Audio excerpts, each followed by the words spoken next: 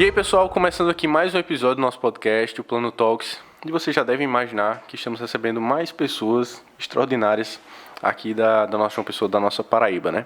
Hoje a gente vai bater um papo com Henrique Moreira e Feliciano Neto. Eles são da Vind Studio, são experts, não sei se eu já posso dizer isso, mas são experts em branding. E a gente vai conversar muito sobre isso, tá? Eu queria que vocês começassem se apresentando e contando um pouco da história de cada um. Mas peraí.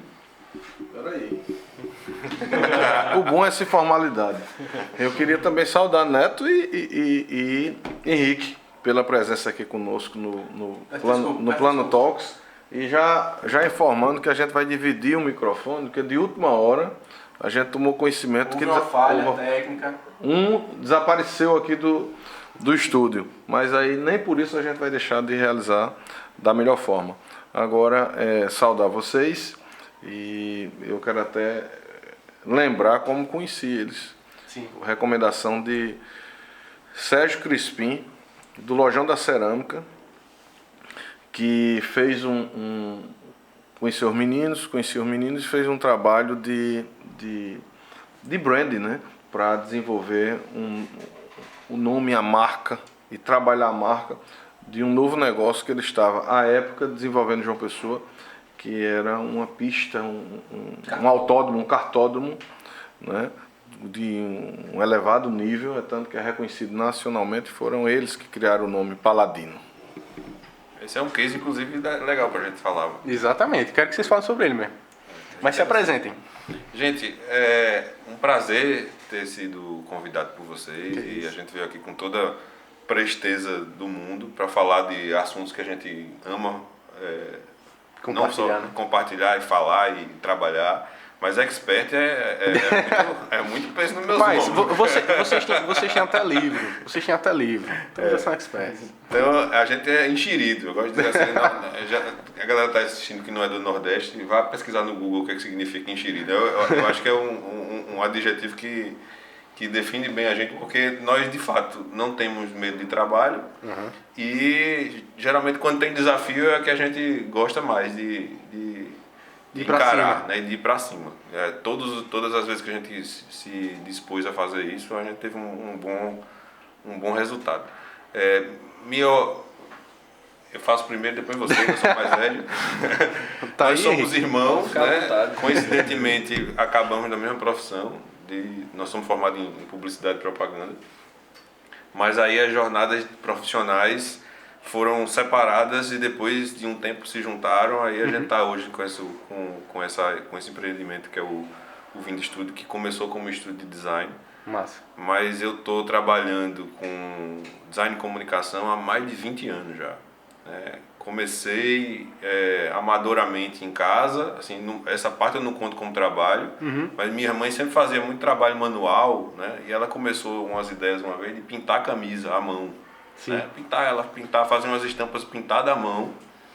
E aí o computador chegou em casa em meados de 97, não foi, Henrique? 97, 98, no CorelDRAW. E eu comecei gostava de desenhar também, sempre gostei de desenhar, imitando minha mãe, né? Eu acho que a veia artística tá lá nela, veio dela com certeza. E eu começava a fazer isso e comecei a mexer no computador, nos softwares gráficos e aí virei o birô de serviço da minha mãe, né? Massa. Ela disse, olha, faz uma estampa pra mim aí. E aí o serviço Tu desenhava a estampa? Né? O briefing é só esse, né? Faz a estampa. Aí eu tinha que me virar pra fazia, ela não tá horrível, vai de novo. Então, até hoje é a cliente VIP do estúdio. A gente tem uma pasta de clientes lá e tem uma pasta chamada cliente VIP. Uhum. Que é a minha mãe. Quando ela liga, todas as pautas caem, tem que fazer. Até placa para o condomínio dela eu já fiz. E aí, essa minha aventura, né, culminou com um descobrimento. Naquela época de adolescente, você vai descobrir o que é que você vai ser quando crescer, né? É um dilema, eu vivi um dilema naquela época que muitos jovens, ou todos os jovens estão vivendo hoje, Sim. Que a profissão que você vai escolher não existe ainda. Muitas pessoas que vão trabalhar em certos nichos que não existem, estão escolhendo a profissão hoje, quando essa profissão não existe. Exatamente. Então, aquele dilema já existia, eu já estava vivendo aquele dilema sem saber. né? Porque eu não sabia o que era design gráfico, não sabia que isso existia, não sabia que podia ganhar dinheiro com isso.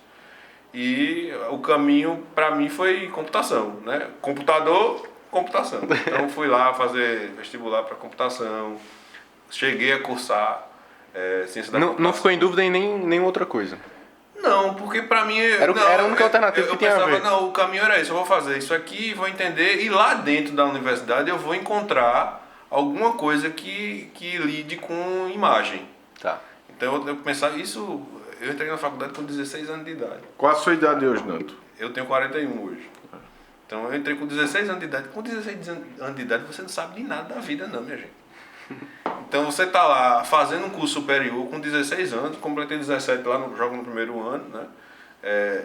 E, enfim, fiquei meio frustrado nos 2 primeiros anos, até que houve uma oportunidade de eu viajar para fazer um curso nos Estados Unidos, que não tinha nada a ver com computação. Eu mesmo que fui atrás, e aí eu consegui uma bolsa para estudantes internacionais, e cheguei com o plano, né, para meu pai e minha mãe. Eu também, inclusive, tive que repetir muito essa história para meus alunos de faculdade depois. Disse, você não está satisfeito com o curso? Não chegue com essa bomba pro seu pai assim, não vou mais estudar. Não, chegue com plano B. Pelo menos, né? Porque, de fato, você cursar uma coisa que você não tem paixão é horrível, né? E você, provavelmente, vai ser um profissional frustrado. Mas chega com plano B, eu disse, eu cheguei com plano B, eu já tinha uma certa noção. Eu fiz, eu não quero mais fazer computação. Mas eu forcei, a gente conseguiu aqui uma oportunidade para eu ir fazer um curso de 1 ano nos Estados Unidos. E eu fui aceito. Aí houve uma certa resistência, claro, mas eu fui liberado para ir. E olha só, nesse campus que eu trabalhei, nesse curso que a gente tinha que trabalhar... Era curso de quê, né? É uma organização missionária internacional que faz tem vários programas de relief works, que eles chamam, né? As pessoas estudam lá 1 ano e depois saem para ajudar em terremotos, saem para ajudar em... Então, experiência fantástica de vida, né? Eu cheguei a ensinar inglês para refugiados de Mianmar, na Mata Atlântica tailandesa. Então, eu fiquei lá 3 meses, vida de Indiana Jones, né? Passei 6 dias sem tomar banho, porque não tinha água potável. Vivendo com víboras e tigres andando em elefante. Isso com 18 anos? E de 19 para 20 anos. Então, realmente, mas nessa organização eu tinha que pagar o meu tempo trabalhando. E chegou lá, gringo é outra coisa, gringo é mais preciso, né? Você preenche um formulário lá, quais são as suas habilidades. Eu disse, olha, CorelDRAW, botei lá, na época era CorelDRAW. Aquela ficha correu pelos departamentos, chegou no departamento de comunicação. Estava precisando. E alguém disse, olha, artista gráfico. E eu tive a sorte que alguns brasileiros que já tinham passado por lá tinham sido muito bem vistos em termos de talento, né? Então eu peguei na carona na boa experiência que eles já tinham com brasileiros. Na imagem que já tinha, exatamente, já tinham consolidado. Aí me chamaram assim para entrevista rápida, eu fiz, olha, você é artista gráfico? E eu sabia que a maioria dos alunos que chegava lá ia trabalhar na cozinha, né? Acordar 4 horas da manhã para fazer aqueles purê de batata industrializado que o americano gosta de comer. Esquentar, né? Preparar as refeições. Trabalho que era o mais... era o mais... Requintado. Não, requintado não. Era o mais difícil, eu tinha que acordar de madrugada, era tipo exército, né? Eu disse, rapaz, eu não vim aqui com medo de trabalhar, mas se eu posso trabalhar com arte gráfica, eu disse, sou artista gráfico, sou. Claro que sou. Ela percebeu que eu estava assim, não, beleza, vamos fazer o seguinte, vamos fazer um teste com você. Entrei foi a primeira vez que eu vi um escritório de comunicação na vida. Entrou lá, tinha aqueles iMacs colorido, da época que Steve Jobs lançou, a bolhazinha de vidro, né? Um mouse redondo, um negócio esquisito. Aí chegou lá, você já viu um Mac na vida? Eu falei, não, nunca vi um Mac na vida. Você já trabalhou com Freehand, que era o software... que eles tinham lá. Que eles tinham, que era o estado da arte da indústria de design naquela época. Não, nunca trabalhei com freehand. Eu trabalho com CorelDRAW. Fazia estampa para minha mãe. Aí ela fez, olha, me explicou 2 ferramentas. Essas daqui são parecidas com o CorelDRAW. Eu vou deixar você aqui umas 2 horas, eram umas 10 da manhã. Meio-dia eu volto para ver o que é que você fez. Então, depois que eu ver o que é que você fez, aí eu decido. Você vai ficar aqui ou você vai para a cozinha. Eu costumo dizer aos alunos, foi o curso intensivo de freehand e plataforma Mac mais rápido que eu fiz na vida, porque eu disse, não, peraí, eu vou ter que sistematizar aqui, pegar essas 2 ferramentas, o que é que eu posso desenhar? Mas eu já sei o que você fez. Você foi ver tutorial no YouTube, certeza? Não tinha YouTube. Não tô brincando. Se fosse. Ali era. Aí eu lembrei das estampas que eu fazia para minha mãe e fui tentar desenhar uma estampa colorida lá de uma flor. Sei que quando ela voltou, ela viu que eu tinha alguma habilidade, né? De, olha, equilibrou a cor e tal. Beleza, você vai ficar aqui. Aí esse você vai ficar aqui já foi seguido por chama aqui um canadense que tinha aqui, senta do meu lado, você vai treinar ele. Primeiro para escanear e tratar foto. Então, naquela época também não tinha câmera digital, certo? As pessoas iam para esses programas de treinamento de ajuda humanitária e voltavam com pilhas e pilhas e pilhas de filmes. Então, o que é que uma das coisas que esse departamento de comunicação fazia? Revelava, escaneava todos os filmes, as fotos para manter um arquivo digital. Já estava começando a digitalizar naquela época lá. Foi exatamente de 2000 para 2001, na virada do século 21. Então eu aprendi a fazer isso sistematicamente, mas eu estava aprendendo a mexer com Photoshop e tratar foto. Depois ela me colocou para fazer editoração eletrônica das revistas internas que eles distribuíam pelos Estados Unidos todo. E foi onde eu aprendi a minha profissão. Entendeu? Quando eu voltei para o Brasil, depois do programa pronto, terminado, voltei para o Brasil já com a noção, e essa foi a minha descoberta. Nossa, existe isso. As pessoas fazem isso como profissão. Porque a minha chefe, a chefe do departamento, era uma designer renomada no Canadá, que estava doando o tempo dela por 2 anos lá, se eu não me engano, para fazer isso acontecer. E esse tipo de trabalho é fomentado por voluntarismo. Né? Então, eles estavam lá nessa época e eu disse, ela vive disso. Então, eu tenho que viver disso também. Quando eu cheguei no Brasil, o único curso aqui em João Pessoa, por exemplo, que se assemelhava ao que eu estava fazendo era de publicidade e propaganda. Então, eu não tive nem... Não é computação, é comunicação.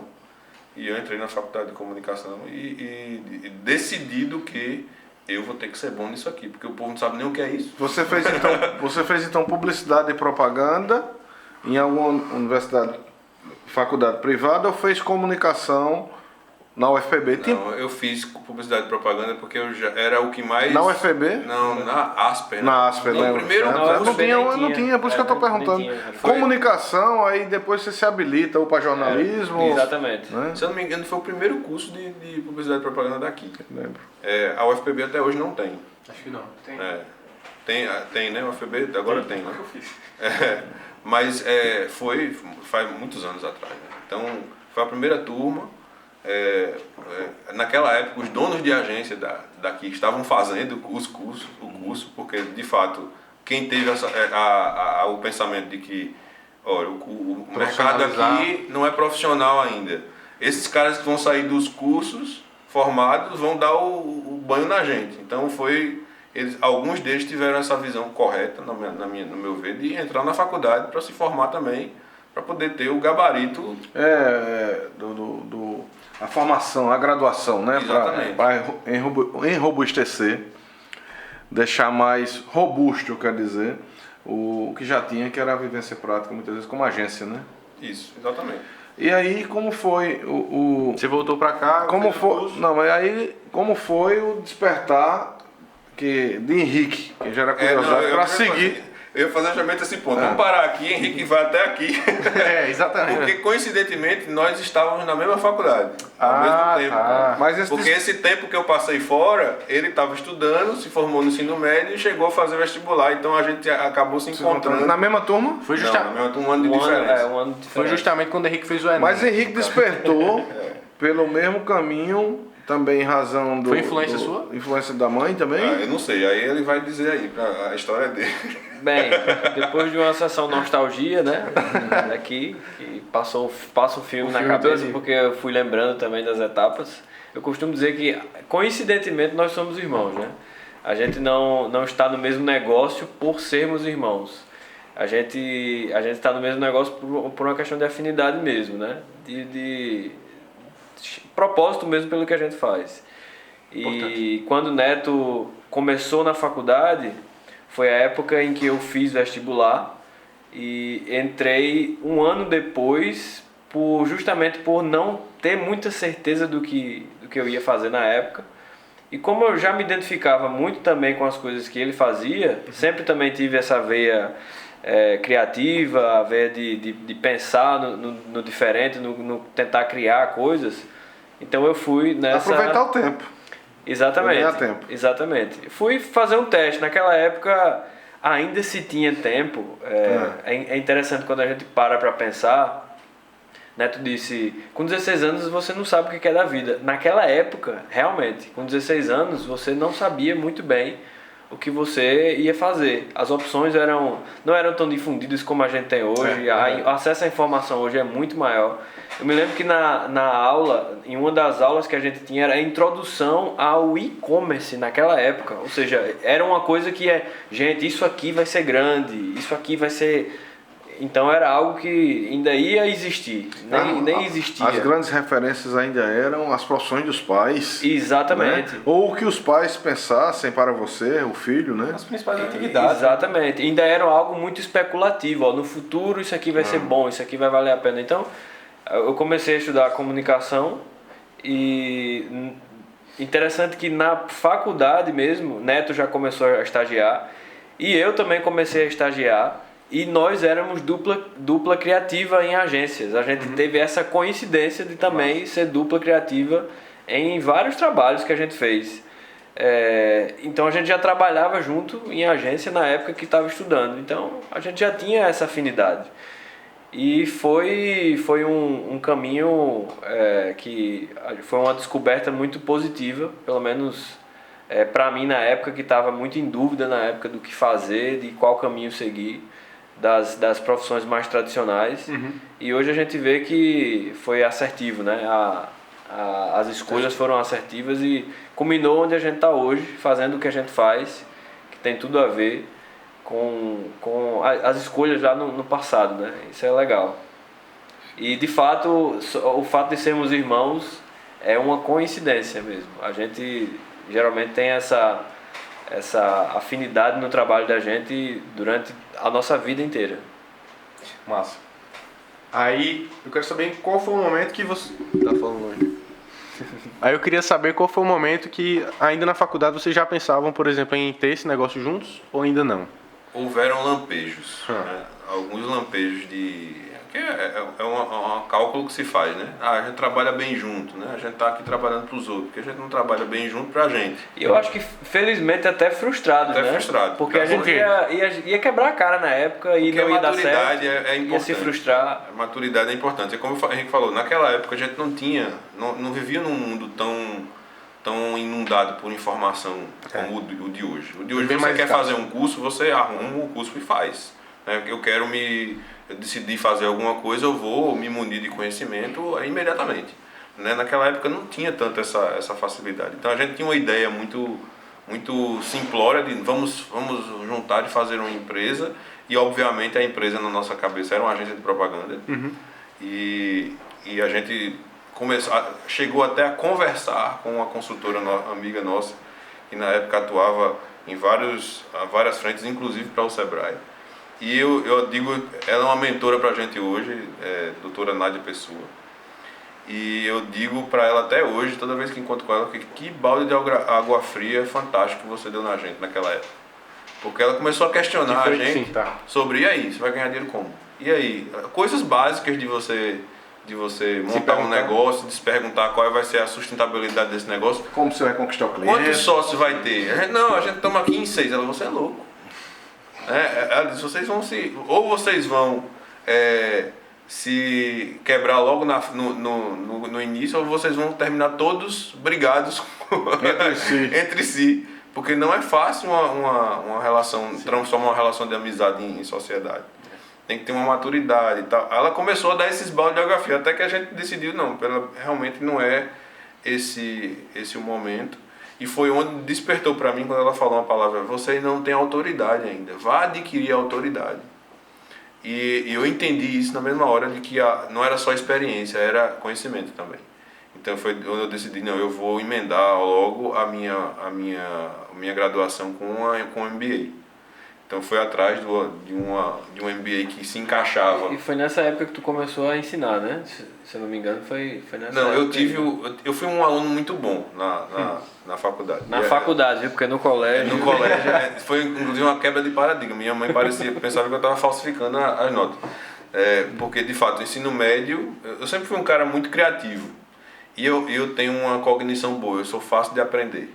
Eu tenho uma facilidade de aprender relativamente menos boa. Física, né? Não, se eu prestar atenção... Muita criatividade na área da prova, no momento da prova. Se eu prestar atenção aqui, se eu prestar atenção e me interessar, eu aprendo. Então, eu escolhia não fazer isso. Eu focava em outras coisas na época, principalmente de primeiro e segundo ano. No terceiro ano eu voltei para o centro e eu fiz um bom vestibular, tanto que passei nos primeiros que eu tentei. Mas era trabalho, recuperação e final. Aí quando chegava na prova final eu tirava 10. Minha mãe ficava para morrer. Porque você não faz isso durante o ano? Você disse, mãe, por que é eu vou logística, mãe. Por que eu vou estudar o ano todo, mãe? Se eu posso estudar só um mês. Final. Mas essa exatamente era a minha lógica. A minha lógica era Tô essa. brincando, viu, gente? Estudo o ano todo. Só que quando eu entrei na faculdade, a chave já estava diferente para mim. Não na de computação. A de computação eu também fiz a mesma coisa. Que eu fazia no ensino médio. Eu passava períodos e períodos jogando Street Fighter no DCE. Mas quando eu entrei na faculdade de computação, de comunicação, eu estava convicto. Disse, olha, eu não tenho outra alternativa. As pessoas não sabem o que é que eu quero fazer. Você tinha tido um contato que pouca gente conhecia, né? Então, se eu quero fazer isso para sobreviver, eu tenho que ser muito bom. A gente fala isso, né, pai? Não tem outra alternativa para mim. Então, eu vou ter que começar sendo o melhor da turma. Desde já. Desde já. Então, o foco era de fato estudo. Então, eu terminei com uma média muito alta, 9,6. Eu não tirei um 8 na faculdade, eu acho. Até em economia, que eu não sou muito de exatas, mas eu me dedicava a fazer isso com muita excelência. Então, foi nessa época, logo depois, quando eu me formei, eu já tive o convite para voltar como professor. E aí eu tive também a sagacidade de dizer, não, eu acho que graduado ganha muito pouco. Então me deu um tempinho aí, deixa eu fazer, já estou engatilhando um MBA aqui, vou fazer meu MBA. Não vou voltar para sala de aula agora, não. Mas culminou que quando eu estava apresentando o meu projeto de MBA, e naquela época, hoje MBA o cara faz em 6 meses. Naquela época foi 2 anos e meio, todo sábado. Então, hoje era de 15 em 15 dias, né, mas todo sábado, durante 2 anos e meio, ou seja, foi um currículo bem grande. E eu fiz um MBA em marketing, porque eu disse, eu não vou fazer comunicação em cima de comunicação, eu quero abrir o leque. E essa foi uma decisão que hoje impacta muito o nosso trabalho. Isso aqui eu já entendo de comunicação, de criatividade, eu já estava trabalhando dentro de agência. Disse, eu não vou pegar um conhecimento e colocar em cima de outro. Disse, eu vou continuar com isso aqui, desenvolvendo isso aqui, mas agora eu quero outra asa do conhecimento. Especificar, na verdade, né? Eu quero abrir um pouquinho mais sobre a parte analítica da coisa, de mercado, como é que isso aqui se encaixa no mercado. E aí eu fui fazer MBA em marketing puro, né? Naquela época não tinha marketing digital, essas coisas, era marketing puro. Então eu fui fazer o MBA em marketing. E quando terminei esse MBA, estava defendendo a minha monografia, encontrei a professora que me convidou para voltar como ser professor, que é a professora Lourdinha Dantas. Inclusive, se ela assistir e chegar nela, um abraço para ela. Se eu não me engano, foi no Pão de Açúcar. Você vai se encarregar de enviar para ela. No Pão de Açúcar, ela me encontrou lá. E aí, como é que tá o MBA? Tá terminando? Não, tô apresentando o projeto, professora. Pois vá quarta-feira lá na faculdade falar comigo, porque eu acho que eu tenho uma disciplina para você. Pronto, foi aí que eu comecei a minha jornada em sala de aula e eu me reencontrei em sala de aula. Isso não era bico para mim, era um negócio de fato que mexia comigo, porque uma das facilidades que eu tenho, a gente pode dizer, que o nosso negócio tem, é a veia de explicar, né? Tem mesmo. A gente sabe explicar as coisas. E sempre me questionava de, olha, do jeito que esse conteúdo está vindo aqui, se eu explicasse dessa forma, ficava melhor. E eu me realizei em sala de aula nesse sentido, né? Chegava com perspectivas diferentes para fazer os alunos entenderem e, de fato, quando você pega um público que está no mínimo interessado e você vê que aquele trabalho que você faz retorna com um feedback positivo, com transformação, aí é a lenha que você precisa na fogueira. Sem falar que quando você está dando aula, é um momento de reciclagem também, né? Constante ali, você tem que Nunca estar... estudei tanto na vida depois que eu virei professor, como depois que eu virei professor. Está ensinando até hoje? Hoje, esse ambiente aqui é a minha sala de aula. Eu cheguei a ser coordenador de pós-graduação, ininterruptos, foram 10 anos em sala de aula, sem parar, e intensos, né? De estar sempre com muita disciplina, sempre com muitas responsabilidades, até chegar a coordenador de pós-graduação. Mas antes um pouquinho da pandemia, a gente está focado só na nossa atividade agora de consultoria, que na verdade meus alunos só mudaram de cadeira, né? As cadeiras agora são diferentes, mas a atividade, eu ainda me considero professor, não tenho mais uma carteira de trabalho assinada por uma... No momento não tenho, por uma instituição, mas tive por 10 anos e hoje a minha sala de aula, a nossa sala de aula são as mesas de reunião dos nossos clientes, né? Tem até uma sala de aula que a gente aluga de vez em quando, depende da quantidade de pessoas, mas o treinamento agora está sendo assim. Com essa experiência na área de publicidade, propaganda e marketing como um gênero, algo mais amplo, eu passei a entender mais um pouco do branding por intermédio de vocês e vejo que é algo, me corrijam, por isso que eu queria até ouvir, Henrique. O branding é algo mais específico dentro de uma situação mais ampla do marketing, da publicidade, da propaganda, são gêneros que eu digo que o branding talvez seja o alicerce, né? E o que é branding? E depois eu queria que você linkasse a importância do branding, e aí eu não posso nem gerar esse link só com o mercado imobiliário, que eu sei que ele tem uma importância para todos os segmentos, né?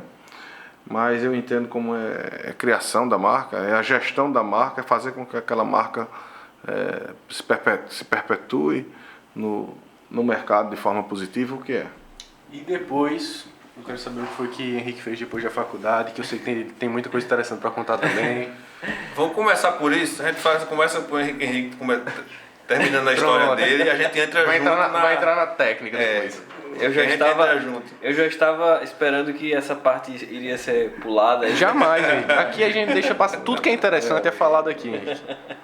Mas vamos lá, porque depois da faculdade, diz eu aí. costumo me dizer que eu me fiz profissionalmente fora do Brasil, né? E assim, eu aprendi sobre mercado, aprendi sobre posicionamento, aprendi sobre o universo de marca fora do Brasil. E eu sendo o próprio produto, né? Como assim, Henrique? Vem a revelação. Eu vou falar, Pedro, não se preocupe. Tá bom, vai. Eu não vou pular. Tá, tô tranquilo aqui. Eu vivi de moda durante 6 anos. Aqui em João Pessoa, de uma forma bem escondida. Era manequim? Manequim. Atualmente o pessoal chama de modelo. Modelo, né? Eu vivi de moda durante 6 anos, né? E foram 6 anos em que eu vivi de forma intensa. Cortando aqui, Henrique vai pra fora, ganha dinheiro sendo modelo E a gente fica aqui sendo bonito de graça, sem ninguém pagar pela nossa beleza. Tem mercado para todo mundo. Isso aí eu não posso. Todos podemos. Então, na época da faculdade, eu fui abordado por uma agência, na época uma agência aqui local, e eu fiz os primeiros castings, os testes que eu fiz, eu já passei para ir para Paris e para Nova York. E na época eu estava na faculdade, né? E culminou também com uma coisa interessante, que um dos produtores do São Paulo Fashion Week na época veio fazer um desfile aqui com a Miss Lama da Rosa Chá. E eu fui no desfile, foi o Rui Furtado. E ele quis me levar para São Paulo. Não, vamos para São Paulo, você é o perfil. Só que eu sempre fui muito desprendido com isso. Talvez por isso que eu tenha dado certo lá fora. Uhum. É que isso não mexia com o meu ego, zero. Nem deve. Zero. Isso não me fazia me sentir melhor. Isso não melhor que ninguém, assim. Sim. Não me fazia me sentir mais bonito ou mais apto do que aos outros. Pelo contrário, eu queria estar no meu lugar. Eu sempre fui muito tranquilo. E depois de muita insistência do cara, por incrível que pareça, porque eu neguei, eu disse, não, eu tô aqui na praia, eu sempre gostei muito de praia, mas fui e cheguei a dormir no chão em São Paulo, assim, passei perrengue mesmo, e quando meus pais ligavam eu dizia, não, tá tudo bem, tá tudo tranquilo. Mas por quê? Prometeram algo que não entregaram a você? Entendi. Época de alta estação, é muita gente que vai, por exemplo, São Paulo Fashion Week a gente não tem ideia da quantidade de gente que vai. A minha agência era a Mega Models lá em São Paulo, que era bem famosa, era bem grande. E na época de alta eles colocavam muita gente no mesmo apartamento. Então tinham 24 pessoas num apartamento de 3 quartos. Então era impossível você imaginar em conforto, em privacidade num lugar desse. Eu dormi no chão, literalmente. E fiquei nesse ambiente lá durante algum tempo, mas eu tinha faculdade ainda, né? Então meu pai disse, pai, eu vou ficar em São Paulo. E aí meu pai disse, filho, volta, termina os teus estudos e aí tu faz o que tu quiser da tua vida. E aí eu segui o conselho dele, voltei, me formei. A gente trabalhou junto em agência, nessa época a gente trabalhava junto. E assim que eu me formei, eu tinha... foi até bem inusitado como essa agência de São Paulo me encontrou, mas assim que eu terminei a faculdade, no último mês eu tinha ido a São Paulo a convite dessa agência, que não era mais a Mega, era uma outra agência, era uma agência internacional, e eu voltei para João Pessoa, fiz uma sessão de fotos, voltei para João Pessoa com um contrato já para ir para Milão, para morar em Milão. Então pra mim foi meio que assustador na época, mas eu sempre fui muito seguro, sempre fui muito tranquilo. E fui para Milão, morei antes em Portugal, morei no Porto e morei em Lisboa. Depois eu fui para Milão, aí morei só em Milão. Aí dessa fase de Milão eu fui para Inglaterra, fui para a área de Londres. Aí voltei para Milão, na Itália, aí voltei para o Brasil. Passei poucos meses aqui, a gente trabalhou de novo em agência, enquanto eu estava aqui, nesse intertempo. Nunca parava, né? Nunca parava. Voltei aí eu fui para a Ásia, aí eu fui para Taiwan e depois eu fui morar em Hong Kong. E foi uma experiência de vida onde eu me fiz profissionalmente, né? Então eu trabalhei para marcas gigantes, assim, marcas globais. E eu era o meu produto, né? Então não era outra coisa que me representava, era eu mesmo. Então eu aprendi muito sobre... Foi aí que comecei, você perguntou sobre branding. Neto tem a didática de falar de uma forma muito prática do que é branding, do que é marketing. A gente, como ele falou, nossa sala de aula hoje é corporativa, a gente faz isso para o cliente. E eu tive a chance de, antes de entender todos esses conceitos, da gente crescer e a gente aplicar esses conceitos, eu fui o meu próprio produto durante muito tempo. Então eu aprendi, e outra, eu tive a chance de ver na prática empresas que fazem a mesma coisa que outras empresas e o produto dela tem um valor agregado que proporciona a ela cobrar 100 vezes mais do que outra, ou a mesma empresa está fazendo aquilo lá. Então, obviamente que hoje em dia a gente tem uma maturidade de enxergar, mas naquela época eu era muito jovem e eu comecei a enxergar isso, eu comecei a perceber isso. Por que essa marca é tão valorizada? Porque o casting para ir, por exemplo, como eu ia muito lá em Milão, por exemplo, na Prada e na Armani, por que faz essa marca ser tão desejada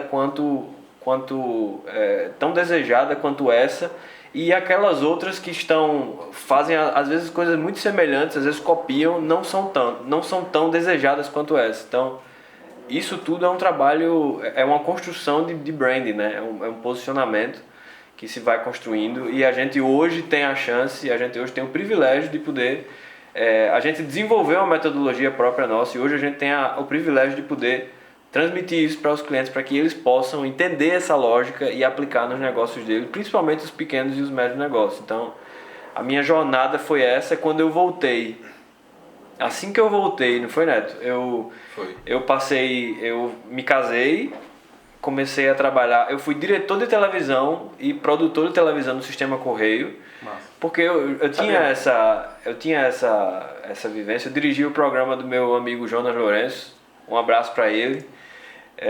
O cara que se tornou um amigo, mas logo após esse tempo de voltar para o Brasil e se reorganizar, a gente começou a conversar de novo e a gente emplacou o nosso negócio, e assim, graças a Deus a gente está até hoje. E a gente tem crescido a cada ano, a cada dia, e a gente tem se evoluído. Isso é incômodo pra caramba, assim. É incômodo no sentido positivo da coisa. É a dor do crescimento. Exatamente, de você perceber e não, a gente precisa mudar isso aqui. Então a gente vai, a gente muda, e a gente vai, a gente pega o conhecimento, e a gente se incomoda, e a gente vai se moldando aquilo lá. Porque se a gente quer gerar transformação para os clientes da gente, a gente tem que entender isso e viver isso na pele, para que esse seja um discurso verdadeiro. Então, isso é o que a gente tem feito. Ô Henrique, de forma bem objetiva, qual a diferença entre marca e símbolo? Olha, Neto é professor de design, eu acredito que eu vou deixar a deixa do branding e do marketing para ele, mas respondendo a tua pergunta de uma forma bem direta, símbolo é o elemento gráfico que a gente vê. Aquilo é o símbolo. Marca é o sentimento. Então a gente confunde muito essa questão. E o nome? O nome é parte da marca, é identificação. Certo. A gente já está trabalhando com identificação. Porque você falou em Prada, falou em Armani. Sim. E a gente li recentemente um livro que eu ganhei do Carlos Ferreirinha. Sim. Carlos Ferreirinha é um consultor muito forte, talvez um dos maiores aqui da mercado de luxo, ele é o top. E a gente vê que dentro do mercado de luxo, marcas, por exemplo, a estrelinha da Mercedes fala por si só, mais do que o nome até, sim, né? Sim. E você ter você usar às vezes a canetinha, um óculos que quer que seja com aquele símbolozinho da Montblanc. Sim. Ou a estrelinha, não sei se aquilo é uma estrelinha do Rolex, mais do que o nome até, aquilo ali já... Aquele símbolo tem poder, né? Um poder, às vezes maior do que... Você já identifica ali... Isso é fascinante, de fato. Você já rotula, na verdade, né? Assim, Martin Neumann, né, a gente cita muito esse exemplo, a citação dele, que ele diz que marca é um sentimento visceral. Então, quando a gente está falando de marca, a gente está falando de algo muito além do símbolo. Então, é óbvio que no nosso dia a dia, é tanto que nos nossos cursos, na nossa consultoria, a gente já define logo para o cliente. Quando a gente falar de logo, a gente está falando do símbolo.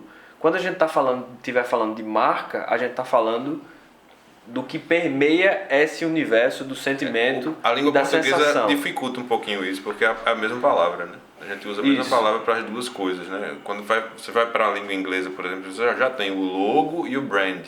Uhum. Né? Quando você está falando de brand, você está falando da marca como ideia, né? Como uma impressão que você deixa.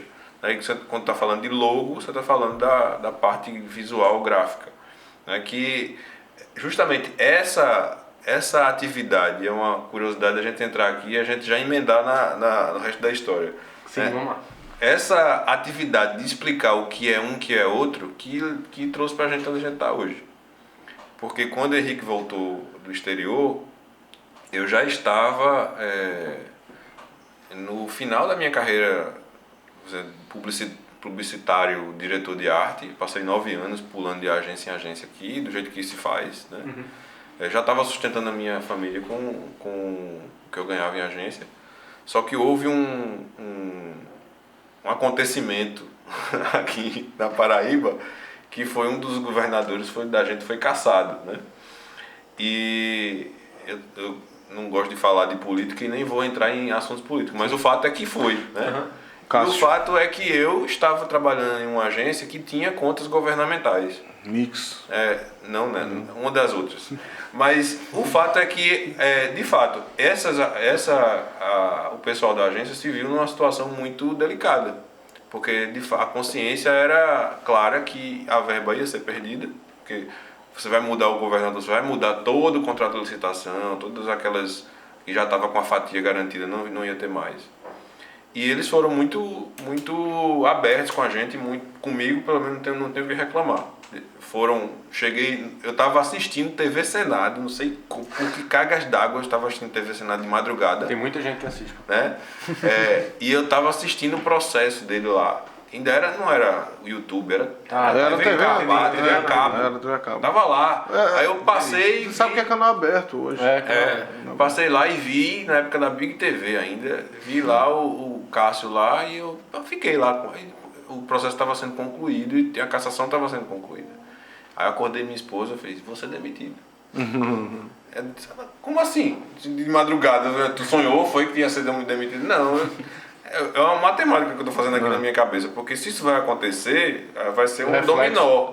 Né? Mas, se eu não me engano, foi no outro dia, foi nos dias seguintes, o pessoal da agência foi muito ético com a gente, dizendo, olha, a situação é essa, isso vai acontecer, vocês preferem o quê?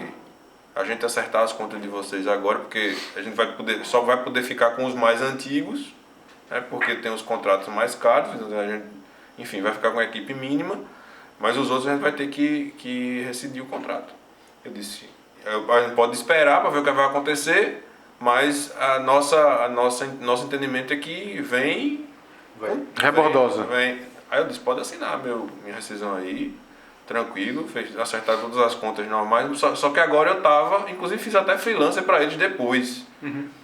Ou seja, não teve uma relação de, nossa, fui demitido. Não, foi uma coisa que aconteceu. Tava lá, me pegou. Natural de quem perde uma conta de governo. Exatamente. Sim, e me pegou. Só que me vi num dilema, né? Inclusive, das minhas colegas foi muito diligente comigo, assim, muito atenciosa comigo, que era uma colega de atendimento que tinha outros contatos e me arrumou uma entrevista de emprego com outra agência de propaganda na semana seguinte, com um salário melhor.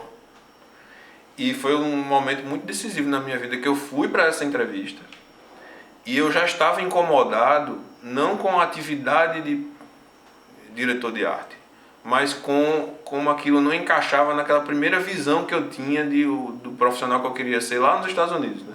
Daquele trabalho mais técnico, mais voltado para problemas mais sustentável. Entendeu? O design trabalha muito com resolução de problema, né? Específico, né? De pensar nas mecânicas, né? E a publicidade é venda e de fato tem a parte criativa que brilha aos olhos, mas no final das contas nós somos vendedores, os publicitários. Vou me colocar no... E eu já estava achando que aquilo ali, dentro do mercado da Paraíba, do que eu fazia, não ia me levar para muito mais longe do que onde eu estava. Ou seja, sempre trabalhando com a agência, sempre trabalhando com varejo de carro. Ia ficar na bolha. E uma grande, digamos assim, um grande perigo de me acomodar. E eu me vi numa oportunidade de dizer não para essa segunda oportunidade aí. Eu até fui para a entrevista, fui cordial com o cara, mas quando eu disse, rapaz, eu não vou ficar. Eu tenho outros projetos aí, ele ficou incomodado, como é que é, mas não me dê mais dinheiro, não é... Eu não quero mais, não acho. Aí eu fui para a casa do meu pai direto, porque eu estava muito incomodado. Com a decisão. Olha o cenário. Eu estava recém-casado, né? E fui demitido, estava sem emprego. Estava com o seguro-desemprego e com a rescisão na mão. mas eu tinha outra oportunidade para ganhar mais. A minha esposa estava em êxtase. Olha meu marido, nem uma semana desempregado já está com uma proposta melhor, né? Orgulhosa meu marido tem 2 empregos. Né? Tá mais ou menos. Depois eu cheguei a ter 3. Aí eu... É o próprio Julius, né? Mas eu cheguei, antes de ir para casa, eu morava nessa época, a minha primeira casa era na esquina do meu pai. Era uma pracinha no meio, o meu prédio aqui e o dele no outro, a casa dele no outro. Aí eu fui direto para casa dele. Tava na hora do almoço, eu cheguei lá, fiz, deixa eu almoçar aí. Aí eu fui, meu pai é tipo Yoda, né? Bem assim, calminho, fala só o que tem que falar e geralmente é uma palavra de sabedoria. Eu fiz, pai, tô me sentindo mal aqui. Porque eu acho que, sei lá, será que eu quero ser vagabundo agora? Porque o cara me ofereceu um emprego. E eu me dei um comichão aqui, eu disse, eu me dei um comichão, uma borboleta no estômago de não aceitar, velho. O que será que é? Ele disse, rapaz, vá analisar, ver se você quer outras coisas da sua vida e tal. Eu disse, rapaz, é isso mesmo. Então eu cheguei em casa, a mulher, e aí, como é que tá o emprego? Eu neguei. Aí ela disse, você tá louco agora? Eu fiz, olha, é o seguinte, é o trato que eu faço com você. Vamos fazer, a gente tinha acabado de casar, não tinha filho, não tinha muita conta para pagar. Disse, olha, nosso orçamento é X. Esse dinheiro que eu estou na mão aqui da rescisão e do seguro-desemprego sustenta a gente por 6 meses, nesse salário X. Me dê 6 meses para resolver. Porque se não resolver, eu boto meu currículo na rua e entro em outra agência e beleza. Tá. Foi exatamente nesses 6 meses que eu fui convidado para ser professor e que eu comecei a colocar, a decidir o que eu ia fazer. Decidi que não, eu vou sair da publicidade, vou entrar no design e eu vou fazer uma coisa que ninguém gosta de fazer aqui, que é design editorial, que é desenhar livro e revista e jornal, que dentro de agência de propaganda isso é um martírio. Porque a agência de propaganda... Ótimo, então, né? Que ninguém... Exatamente. E eu aprendi a não gostar disso por conta da minha rotina de propaganda. E eu fui muito técnico no sentido... Eu já gostava de fazer marca, de desenhar marca, mas eu disse, eu não posso chegar aqui como mais um que faz a marca. Eu vou ter que me firmar como designer aqui em uma coisa que ninguém faz.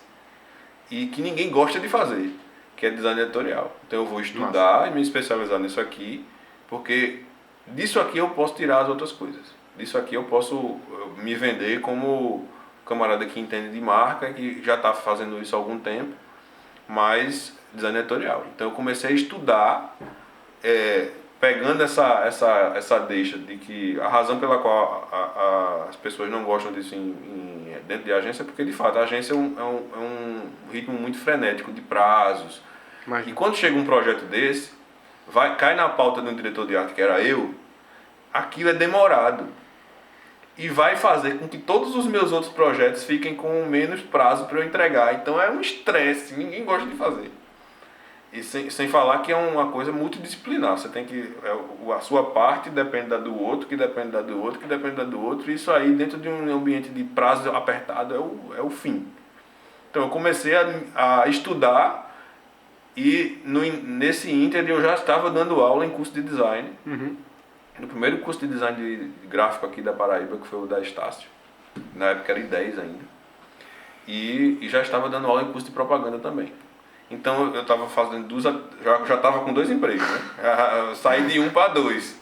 Já era professor durante a noite em 2 instituições e já estava com o meu negócio em casa, home office.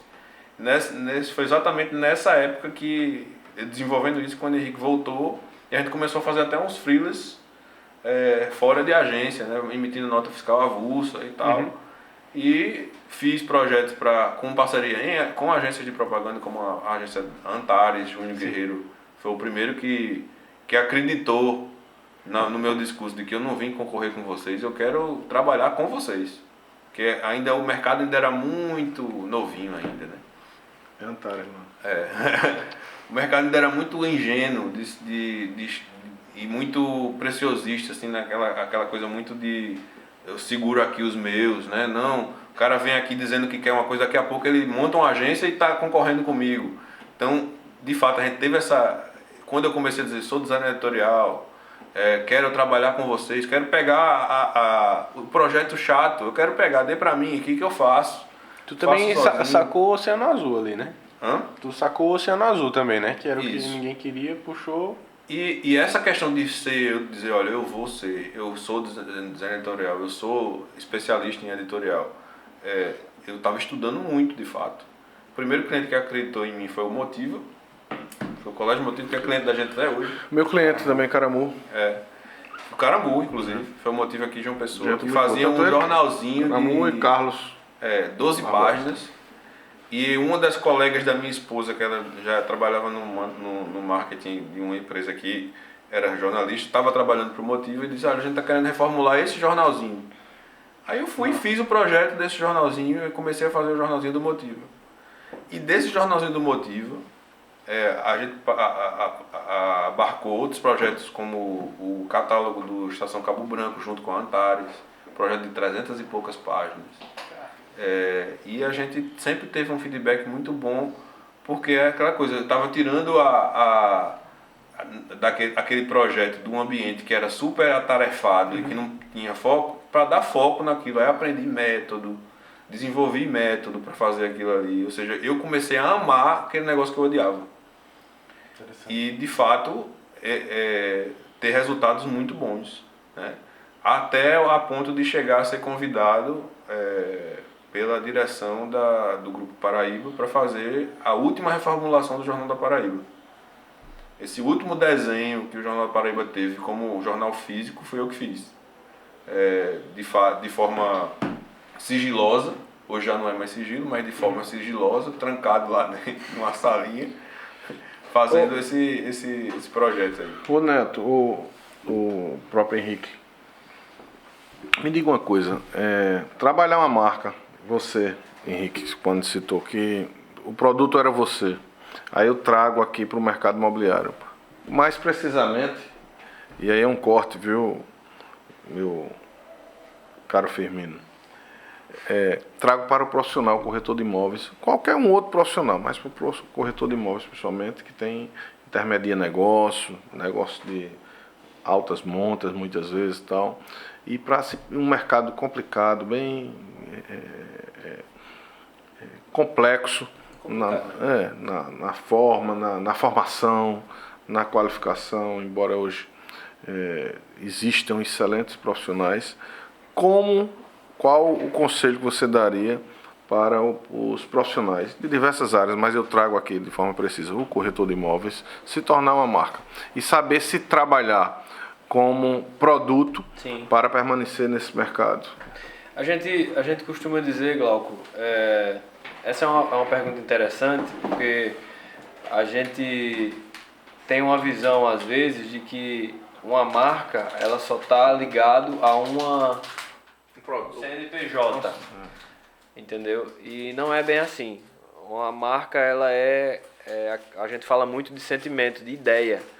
Então, e a gente sempre também fala muito de que uma marca, ela conta uma história, não só em relação ao símbolo dela. O símbolo, ele tem que contar uma história. Tecnicamente, a gente trabalha para que isso seja entregue dessa forma. Ela conta a história do valor, mas uma pessoa como marca, ela tem que contar uma história, ela tem que representar valores. Essa é a base do branding. Já dando uma pincelada na tua pergunta, e logo após eu vou já a gente vai logo adentrar nisso, para não deixar essa pergunta.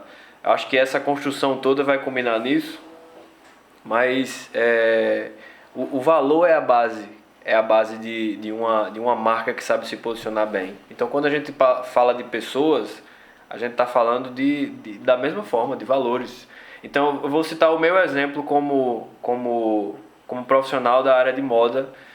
Como eu te falei, eu vivi 6 anos da minha vida nisso, nos mercados mais competitivos do mundo, e eu tive essa noção, na época, empiricamente, de que não, eu preciso me posicionar dessa forma para a minha agência, porque a minha agência vai me representar dessa forma para o meu cliente. Eu não tinha uma representação direta para o cliente, porque a agência tinha um intermediador, então eu tinha que conquistar a minha agência. Eu, como produto, tinha que conquistar a minha agência de quê?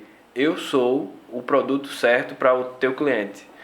Então, era um trabalho de construção. Então, eu andava na linha, eu chegava sempre bem apresentável nos trabalhos, eu sempre chegava na hora, eu era o profissional e essa foi a imagem que eu propositalmente quis construir, confiabilidade. Então, quando a minha agência pensar em mim, ela vai pensar em um profissional confiável. Eu não era o mais bonito, sempre soube quem eu era. Eu não era o mais a postura mais bem apresentável de corpo. Em mercado varia muito isso, mas eu era confiável. Eu era confiança. Então, a minha agência sabia disso. Eu peguei grandes trabalhos, porque a minha agência viu em mim uma pessoa que era o profissional certo para aquele trabalho e ela convenceu o cliente. Porque em um trabalho internacional, por exemplo, a agência, o cliente vai ter acesso a todas as agências do mercado, modelos que estão naquele perfil, pessoas que estão naquele perfil. Então, quando o cliente tinha essa chance de conhecer e ele via que batia com o que a agência tinha criado a expectativa, o cliente se encantava e o cliente dizia, não, é esse aqui. Então eu construía essa imagem onde eu passava, eu construía essa imagem. Sendo muito sincero aqui, gente, a gente chegava num lugar, por exemplo, como Milão, e um dos colegas que eu tenho para você ter noção, um dos colegas de profissão na época, que era um cara que eu até hoje tenho um carinho grande, apesar de não se falarmos há muitos anos, é o Leandro Lima, que agora está bem conhecido. Mas Leandro era colega meu na época. A gente fez desfile aqui, a gente fez trabalho aqui, trabalho interessante, trabalhos legais. Lá fora eu me encontrei com ele. Então, um dia, eu me lembro desse dia, eu estava em Milão sozinho, fazia um tempão que eu não via uma pessoa familiar. E eu vi Leandro no mesmo cast que eu estava, e estava lotado de gente. E quando eu falo lotado de gente, é lotado de gente, pessoas que estão no nível de beleza que a gente via nas campanhas aqui no Brasil, e os caras estavam lá concorrendo comigo. E aí eu vi Leandro longe lá, eu corri, dei um abraço nele, ele, rapaz, tu tá aqui? Eu tô, Leandro, rapaz, tô aqui sem... Não, toma aqui meu telefone, foi bom ver aquele... Pra você ter noção. Então, assim, a gente concorria com os caras mais bonitos do mundo, literalmente, estavam nesses lugares. Então eu disse assim, eu preciso vender o meu valor, e o cliente nem sempre vai ter a chance de reconhecer esse valor em uma conversa. Exato. Mas era onde eu me apegava. Uma questão do comportamento que você constrói, né? Então, trazendo... E esse comportamento você vai concluir, mas esse comportamento você sequencia depois, ele não pode ser um comportamento fake. Não. Já passando para redes sociais. Não, porque é muito pior, Glauco, quando se constrói algo em algo que que não é verdadeiro, porque quando a máscara cai, ou quando é perceptível daquilo que a marca X ou a pessoa Y não é o que ela prometeu ser, não cumpriu a promessa, essa frustração, ela gera, e aí eu já trago para o mercado, ela é aquela frustração daquele produto que criou uma expectativa em você, e hoje a gente vai falar de dimensionamento depois, mas quando a gente entende dimensionamento, a gente entende que a imagem lhe atraiu, você entrou na dimensão de estratégica, ou seja, você teve contato com o produto e serviço, e a promessa não cumpriu o que foi... assim, a promessa não satisfez a expectativa que você tinha naquilo. Então, a gente cria um ambiente aí de frustração, e a chance desse cliente voltar a ter contato com esse produto é muito pequena. A frustração passa a ser a marca. Porque marca é sentimento, é ideia. Por isso que isso é muito importante e muito sério. Então, em um mercado em que a gente está acostumado a entender, falar de marca e as pessoas associarem a símbolo, a minha marca é isso, a gente tem que levar isso. Essa tem sido a nossa missão. Levar a consciência de que existe coisas muito mais profundas, e não é um cenário de que tudo agora... Mágico. Não, é algo que as pessoas já vivem isso, elas já percebem isso, e elas querem se envolver hoje com ideias, elas querem se engajar em ideias, elas não querem hoje apenas consumir algo ali que vai suprir uma necessidade X ou Y. E a construção de uma marca, do conceito, do valor dessa marca leva anos, né? Quiçá décadas, né? Mas ela pode se acabar dentro de... Um segundo. É isso que o Henrique está falando. Eu penso até em, por exemplo, se você é um empreendedor, empresário, indivíduo que trabalha com equipe, por exemplo, você tem que ter muito cuidado com isso também, né? Que Demais. a equipe forma a marca, nesse caso, né? Se uma pessoa faz Eles algo... são a marca. Eles são a marca, exatamente. Se uma pessoa dessa equipe faz algo que não é tão interessante para um cliente, uma situação específica, vai respingar em todos os outros. Só te dando um exemplo bem rápido e bem direto em relação a isso. Não um exemplo, mas assim, fazendo uma introdução ao que a metodologia que a gente desenvolveu hoje, que chama-se dimensionamento de marca. As marcas, elas existem em 4 dimensões. Então, isso é algo que todo mundo tem que ter esse conhecimento. Até você não ter isso, você vive num cenário empírico e num cenário em que você vai tentativa e acerto. É baseado no que você pensa, que você acha. Do que você segue, do que um concorrente faz. Ou no que você finge que sabe. Exatamente. Então, assim, falando de uma forma bem simples, é isso que a gente faz hoje, eu consigo explicar rapidíssimo para chegar nesse ponto aí. As marcas existem em 4 dimensões. A primeira dimensão é a dimensão dos valores, ou seja, uma marca que vive no mercado e ela não sabe o valor que ela tem, eu não sei para onde essa marca está indo, nem ela sabe. Então, ela precisa se basear em valores. O valor é propósito? Propósito tem a ver com os valores. Propósito está dentro dessa caixinha, dessa primeira dimensão. Então, ela precisa saber o que ela é, o porquê da existência dela, o propósito dela. Então, esses são os valores. Ela precisa ter isso muito bem claro. Porque o mercado pode mudar, mas os valores dessa marca não devem mudar. Então, é a primeira dimensão. A segunda dimensão é a dimensão humana. Pessoas vão se embeber dos valores para poder entender esses valores e colocar esses valores na prática. Porque sem pessoas, valores não servem de nada. Não servem para absolutamente nada. Segunda dimensão, pessoas. A terceira dimensão é a dimensão estratégica. É onde acontecem os produtos e serviços dessa empresa. Por quê? Pessoas que sabem o porquê delas existirem vão criar produtos e serviços. Esses produtos e serviços vão fazer o quê? Entregar esses valores. A quarta dimensão é a dimensão da imagem. Essa dimensão vai criar uma promessa, uma expectativa para que o mercado possa vir e ter contato com essa empresa. É simples de entender. Então, o que você perguntou, Pedro, às vezes uma pessoa pode botar tudo a perder. Sim, por quê? Porque ela é a marca para o cliente que está do outro lado. É a segunda dimensão, é? É a segunda dimensão. Então, e é uma dimensão complexa de se trabalhar, Glauco.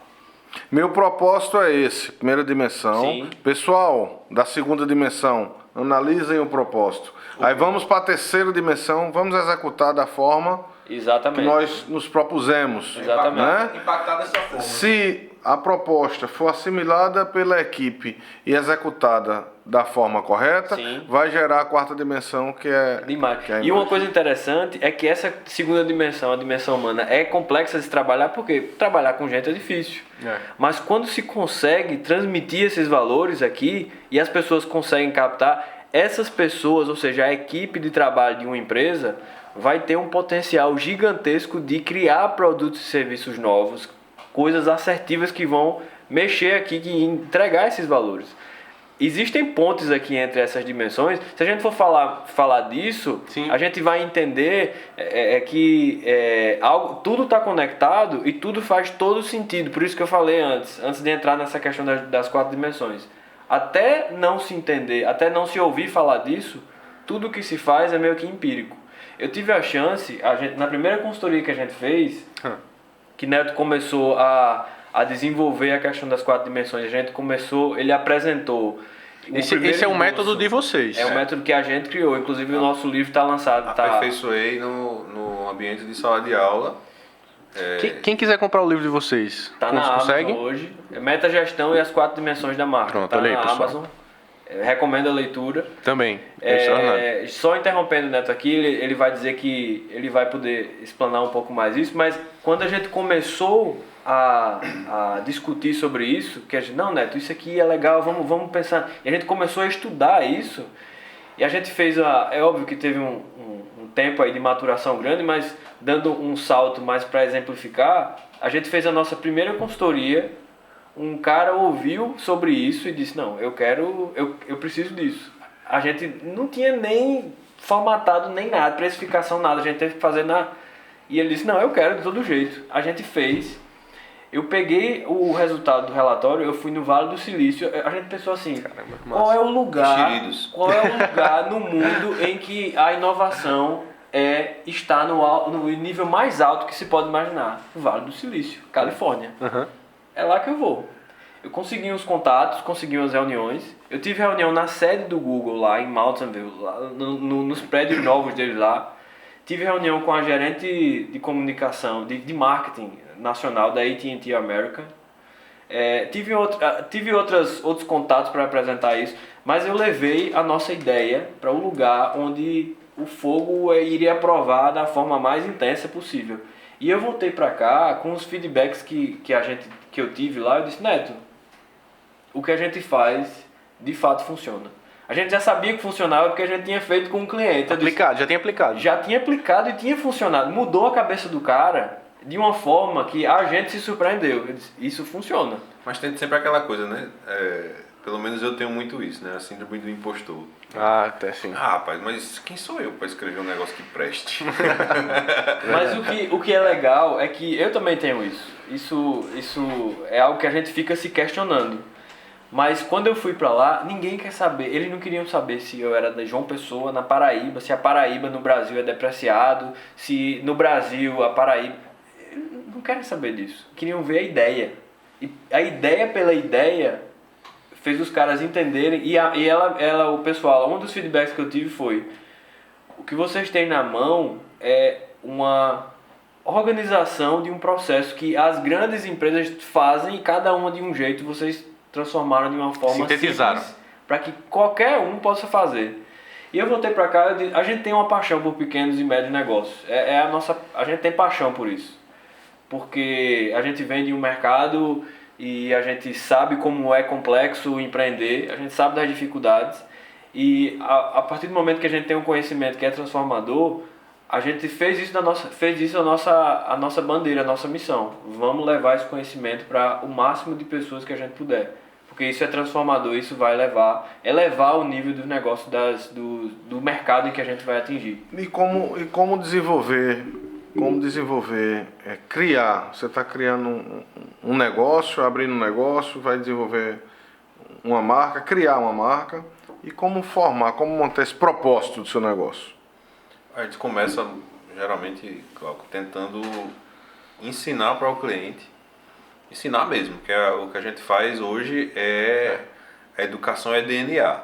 Né? Como a gente entrega, o resultado final geralmente vem um projeto de design, vem um relatório de consultoria, mas o cerne, a coisa mais importante é o arcabouço educacional.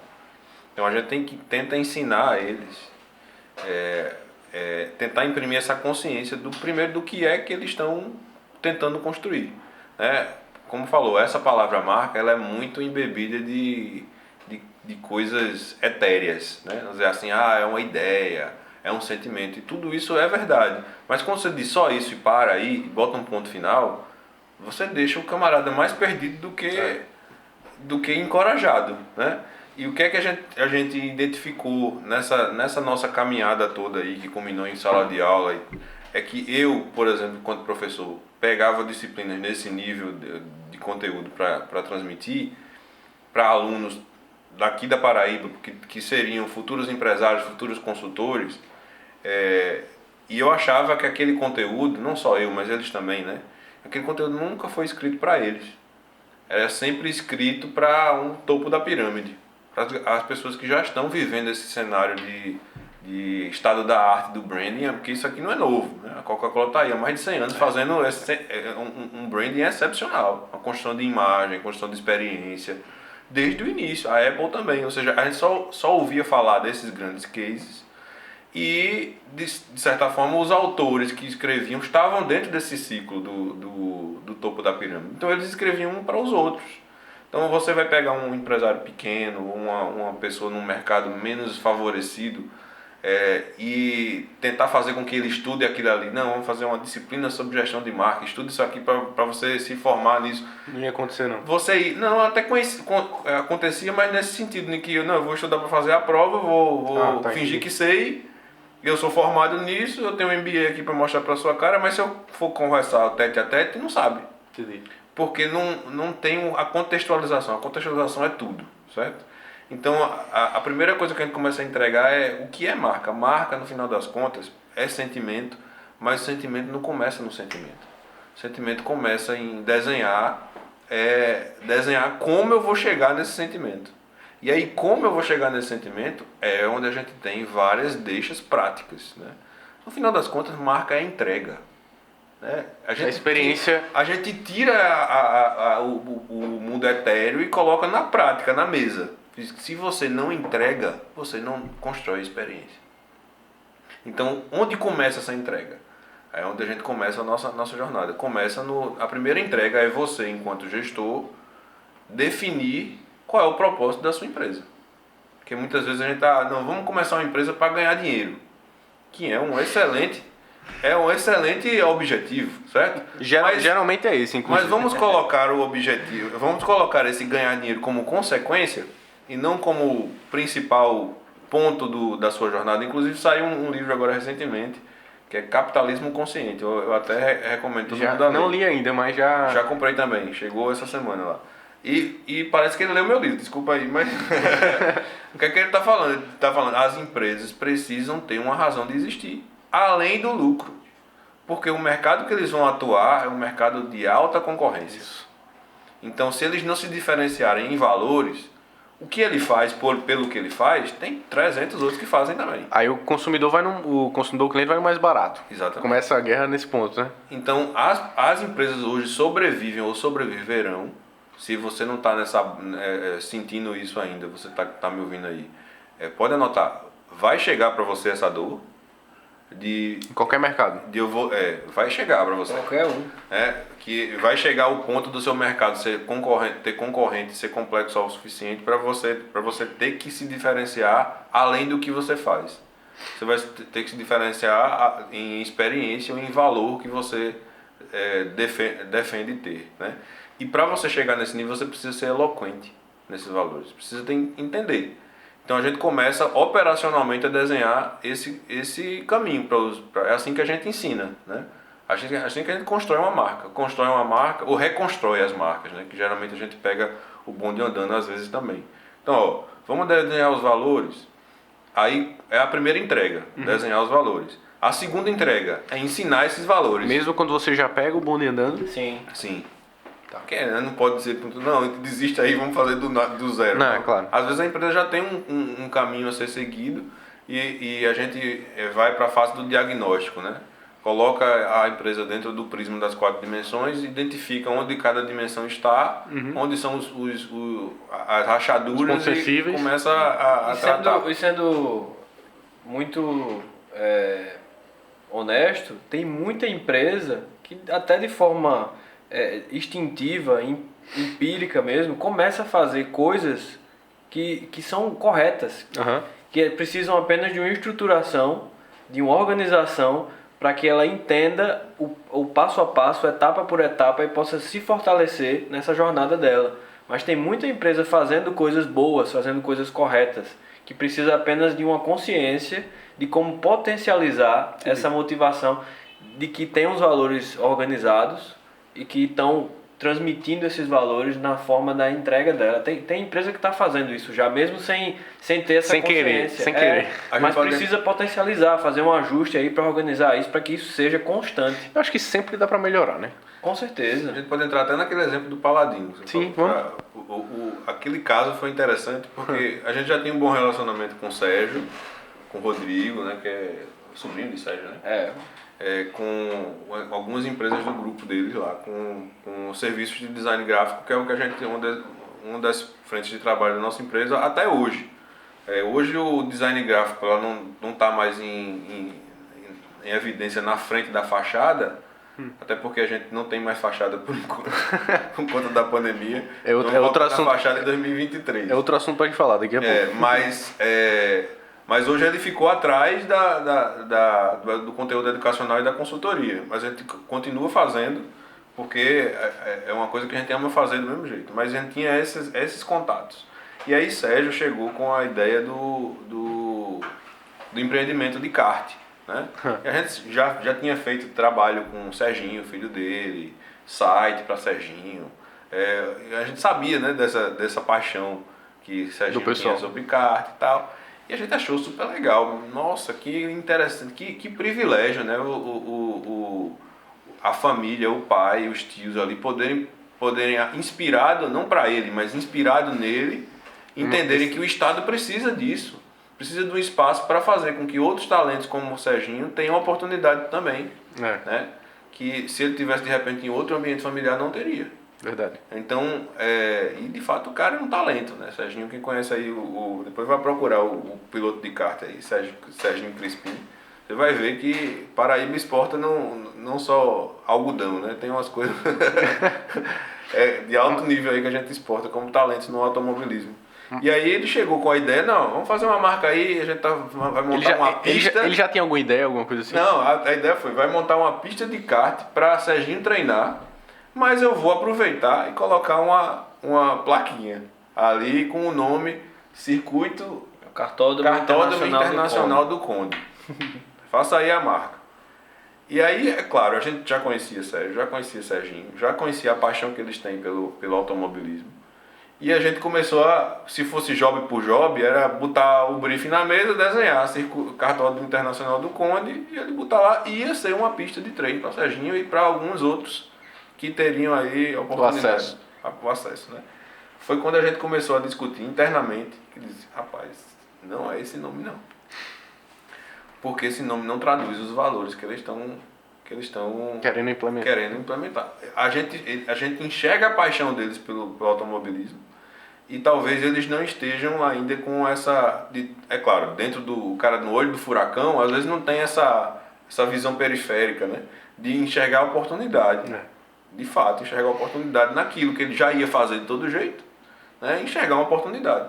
Foi quando a gente deu a sugestão para ele, Sérgio, deixa a gente fazer um nome, deixa a gente ir atrás do nome, porque eu acho que o circuito tem que ter nome. Né? É igual tem Imola, tem diversos. Tem nomes.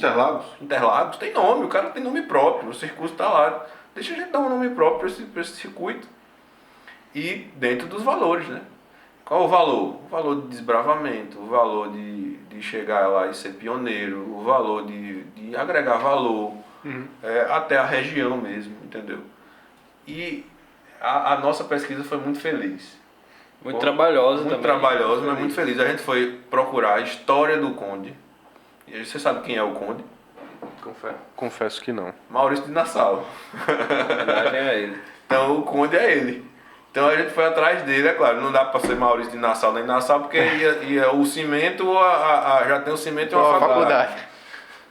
Só que a gente foi olhar a história de Maurício de Nassau, o que é que ele fez. Ele de fato foi desbravador, ele chegou aqui e foi heróico, ele fomentou negócio aqui de rota de comércio e fez aquela região ali ser valorizada e se desenvolver.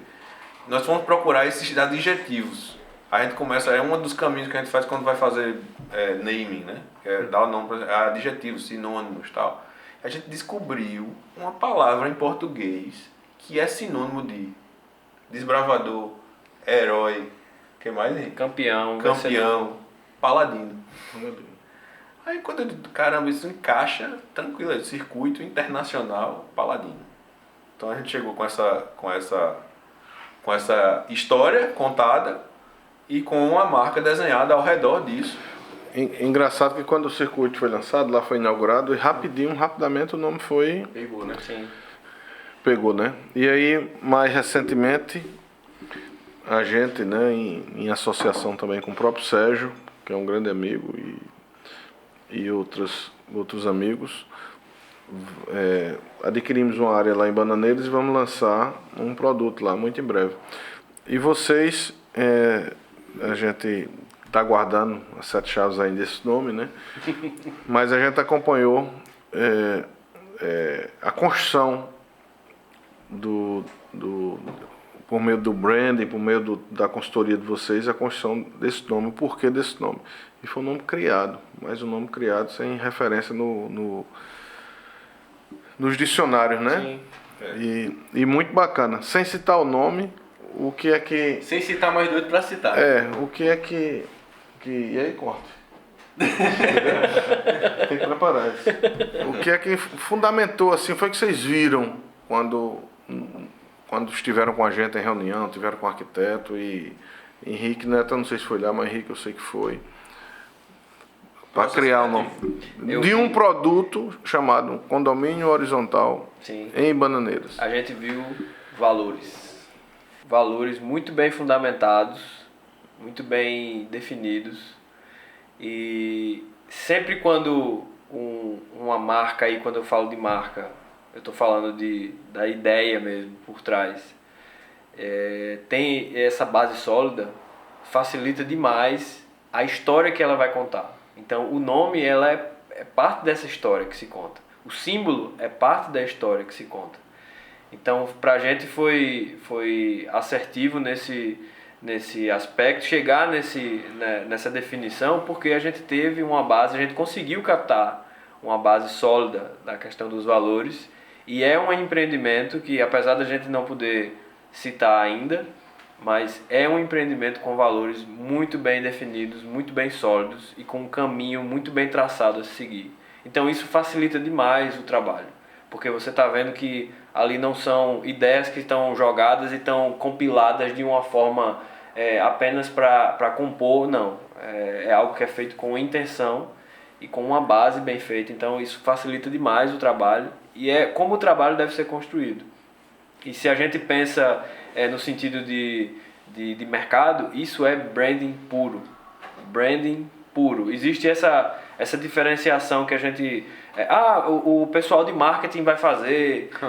É comum e a gente entende que é a forma de se comunicar, mas existe uma diferença brutal diferente de marketing e branding, que o mercado, as pessoas, os empreendedores, quem faz marketing precisa saber, porque isso muda completamente o rumo de onde o negócio vai chegar. A gente pode falar sobre essa diferença, Henrique? Pode, vamos falar. Fala, Neto. Eu gosto de fazer o seguinte panorama, né? Eles são diferentes, mas não concorrentes. Certo? Não tem essa o que é que eu vou fazer? Vou investir em marketing ou em branding, né? Se você não investe em um, você não investe no outro, porque eles não se dissociam, sabe? Mas a gente tem que entender o conceito. Quando estamos falando de marketing, a gente está falando de mercado. Tanto que a palavra market está lá, logo seguido pelo ING no inglês, que é gerúndio, né? Então esse ING também é muito importante para a gente entender o conceito. Ou seja, é uma coisa constante, né, que se preocupa com o mercado. Nesse sentido de mercado é expandir, certo? Expandir a atividade. Então toda vez que eu estou falando de fazer uma propaganda, melhorar meu produto, né, encontrar clientes novos, eu estou falando de expandir mercado. Sim. Então todas essas atividades ao redor disso é marketing, né?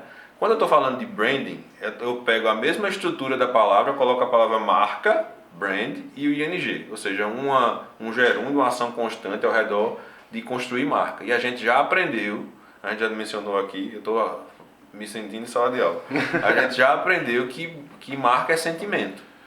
Então, a gestão dos sentimentos que eu vou ter ao redor da minha experiência de mercado é o que a gente chama de construção de branding, ou seja, de marca.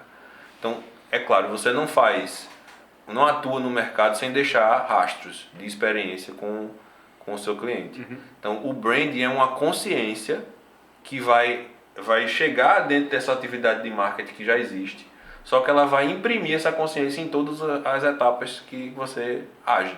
Desde o que você faz internamente com seus funcionários, desde o atendimento que vai ser feito por telefone ou por WhatsApp, na tecnologia que você imprime num produto ou num serviço, né? num método diferente que você tem de fazer o seu serviço, né? Não, eu vou atender dessa forma vai ser diferente, vai ser a minha marca de experiência. Você está trabalhando marca, você está trabalhando branding. Né? Eventualmente você vai ter que desenhar um símbolo para representar tudo isso, vai botar na sua fachada, é o logo. Né? Então, designers, ex-alunos meus, vocês já sabem disso, eu repetia muito, designer não faz branding, designer faz logo. É uma parte do processo, é uma parte muito importante do processo. Tá no contexto, né? Porque existe o neologismo, né, as coisas que a gente repete porque ouve. Não, um projeto de branding. Aí eu já questionava logo com o meu aluno. Peraí, você tá fazendo consultoria? Gestão? Como é?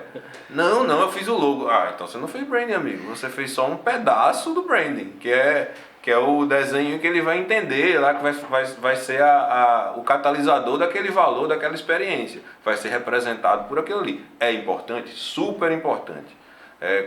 De extrema importância, inclusive, para o ciclo todo fechar. Mas essa a linha que a gente traça entre marketing e branding. Quando a gente está falando de marketing, inclusive, nós podemos até adicionar um pouquinho de complexidade a essa aula, dizendo que são dois modelos de gestão diferentes. Né? Um mindset de gestão que é baseado em marketing, é um mindset de gestão que é expansão. Sem se preocupar com qualidade, de repente? Esse é o perigo. Esse é o perigo. Se você não tem um outro mindset de branding dentro do processo, você pode cair nessa arapuca aí. De pensar em expansão, em preço, política de preço e promoção. Aí o que acontece com a empresa que faz isso há muito tempo? Quando, agora a gente vai parar, vamos voltar para o preço normal. Ninguém quer comprar mais seu preço normal porque você passou por uma etapa de educação no mercado, que você é o cara que faz aquele preço... Você se posicionou dessa forma. Se posicionou daquela forma. A experiência que você entregou foi essa. Você estava construindo uma marca baseado nisso e nem sabia. Né? Mas quando você tem a consciência de marca, de branding, antes ou superior ou no início do processo, você não vai deixar de fazer marketing. Mas você vai fazer um marketing mais consciente em propósito. Né? Entendi. Em sempre responder, eu vou atuar no mercado vendendo caneca. Essa caneca aqui, esse é meu produto. Mas qual é a experiência que eu quero entregar? Cara, qual é a experiência que eu quero entregar numa caneca? Ergonomia, por exemplo. Não, eu vou fazer, temperatura, tá. Vou pegar aqui um designer que vai redesenhar essa aba aqui para mim, para o camarada segurar e se sentir melhor. E segurar é um detalhe, mas a sua caneca em relação àquelas outras que são industrialmente produzidas no mesmo fornecedor, vai ter um diferencial de experiência. E se você coloca posicionado, aí eu vou entrar na parte de gráfica, posiciona logo aqui do lado a sua marquinha, o símbolo, logo. Ele vai relacionar aquela experiência ao seu nome, à sua marca, e aí você vai começar a construir uma reputação. Até esse autor que o Henrique falou, o Martin Neumeier, Martin Neumeier? Martin Neumeier. Diz que se não houvesse a palavra marca, a outra palavra que substituiria isso seria reputação, porque é a que mais chega perto. Isso é muito forte, né? É construção de reputação. Aí gestão de marca. Como é que eu vou gerir sentimento? Essa é a grande questão. O pulo do gato é você entender que gerir sentimento passa por vários processos práticos. Né? Desde internos, se você ignorar processos internos, você não vai gerir sentimento, porque você ignorou as pessoas que vão entregar o seu produto, o seu serviço para o mercado. Então, por isso que a gente trabalha muito dentro desse universo das 4 dimensões da marca, que foi como a gente desenhou o dimensionamento para entregar essa consciência. De fato, o gestor passar a entender por A mais B que o que é marketing, o que é branding, onde cada um se encaixa e onde a promessa que a gente faz a gente entrega consciência. Depois que você passa por essa caminhada de entender esse negócio, não dá para voltar atrás. Desaprender, não dá para desaprender. Aí você está fazendo as coisas erradas, sabendo que está fazendo as coisas erradas. Então, branding também é consciência. Sim, total. A gente pode consciência das 4 dimensões, da compreensão dessas 4 dimensões. Isso. A gente pode dizer que essas 4 dimensões bem alinhadas, tudo redondinho, digamos assim, formam, na verdade, uma cultura, a cultura da empresa, a cultura da marca, algo desse tipo? Sim. Na verdade, a cultura é formada na segunda dimensão, né?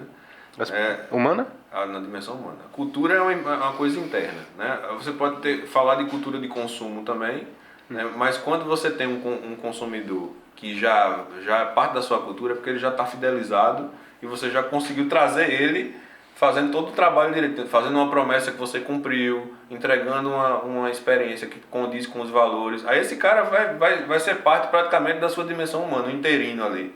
Né? Ele vai fazer parte, ele vai entender a você como empresa e como marca. E vai escolher permanecer ali. Né?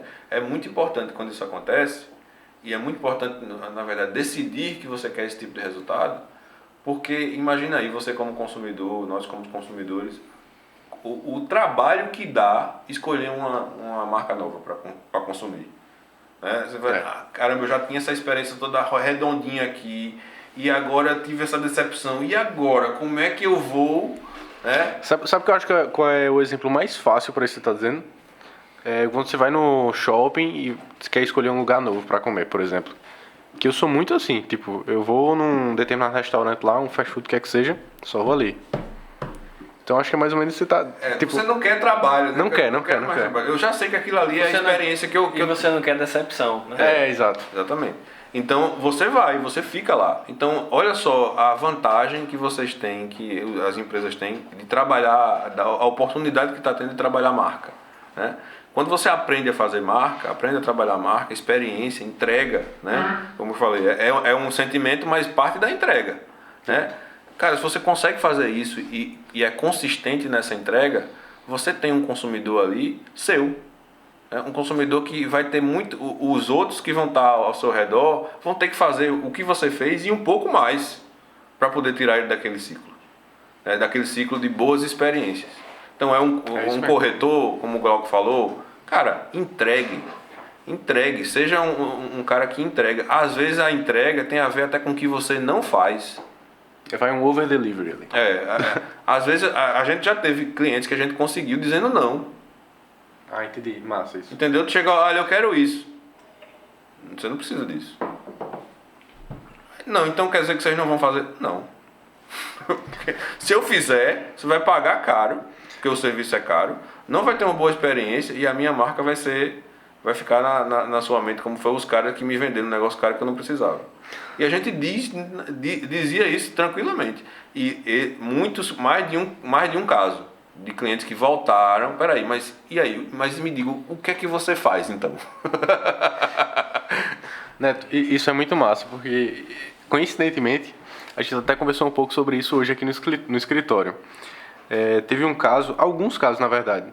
Eu tenho jovens amigos que estão se formando agora, alguns terminando medicina e tal, e já começam a ganhar um dinheirinho interessante. E querem comprar imóveis. Teve um caso, acho que aconteceu umas 3 vezes, que esses amigos queriam dar um passo maior do que a perna. Porque o cara termina a faculdade, aí geralmente você estuda ali um tempo e tal, faz aqueles plantões, né, PSF, enfim, e depois você entra numa residência, para os que querem fazer residência. E ali, naquele momento, o seu rendimento não... O valor que você recebe cai, né? Os seus ganhos caem, né? Sim. Drasticamente. Sim. Dependendo de quanto ele estava trabalhando antes. Sim. Então já aconteceu de dizer, velho, não compra agora. Porque você pode até ter esse valor de entrada, essa condição hoje. Não vai conseguir manter, né? Pode até conseguir, mas o cara vai ficar agoniado. Sim. Daqui a pouco você vai estar na residência, vão cair os teus ganhos. Você vai até conseguir pagar a parcela mensal. Mas talvez, não estou dizendo que vai acontecer, mas talvez você fique estressado, não faça sua residência direito, porque vai ter que pagar aquele imóvel. Sim. Entendeu? Então, só isso daí já...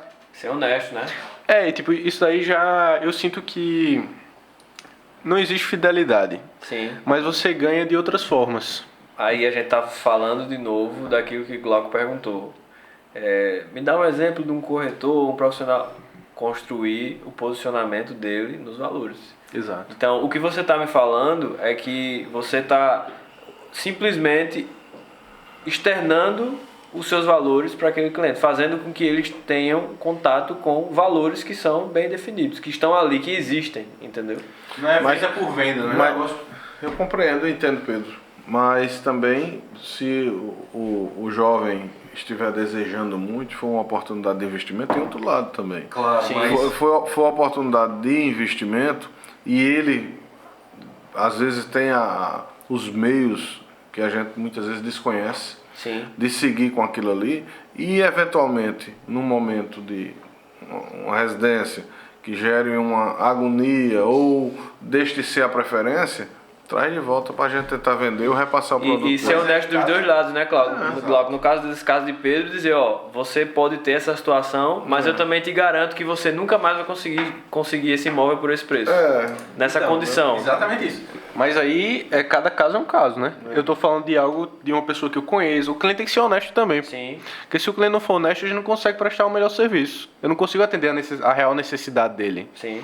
Se uma pessoa só chega e diz que quer comprar um imóvel, eu vou oferecer o imóvel, vou vender o imóvel a ela. Agora, se ela se abre me dizendo, ó, hoje eu tô... Porque isso é o papel do corretor, do profissional de vendas correto, na minha percepção. O cliente não tem que ter medo de dizer quanto ganha. O cliente não tem que ter medo de dizer, vou dar tanto de entrada, meus planos para os próximos anos são estes daqui. Porque isso, na verdade, é para o profissional que está aqui do outro lado, no caso o corretor, te ajudar a ter a melhor experiência. Sim. Se for, de fato, o momento para ele fazer o investimento aquele produto que ele quer, aquele específico, é o mais interessante, ele vai comprar. Eu vou dizer para ele comprar. Mas se eu vejo que não é, de acordo com o que ele vem... com a vida dele naquele momento, com o cenário, exatamente. São pessoas que, enfim, tem situações que não convém. Mas esse é o desafio do mercado, né? Nunca é igual. Sempre tem casos que são absolutamente distintos e você tem que ter essa leitura, fazer essa leitura. Se fosse tudo enlatado, a gente não precisaria estar falando de branding aqui, de nada disso, porque seria tudo apertar no botão e sequência industrial. Não exatamente. É o caso, né? Pessoal, a gente está chegando. Tem mais uma pergunta? Eu tenho mais uma pergunta. Eu queria saber exatamente o que é o metagestão. Metagestão é uma expressão que já existe, tá? Não foi a gente que cunhou. Tem até outra publicação que usa, só que de forma diferente, porque esse prefixo meta no português ele tem várias conotações. Na nossa conotação essa palavra significa a gestão da gestão, é o repensar da gestão.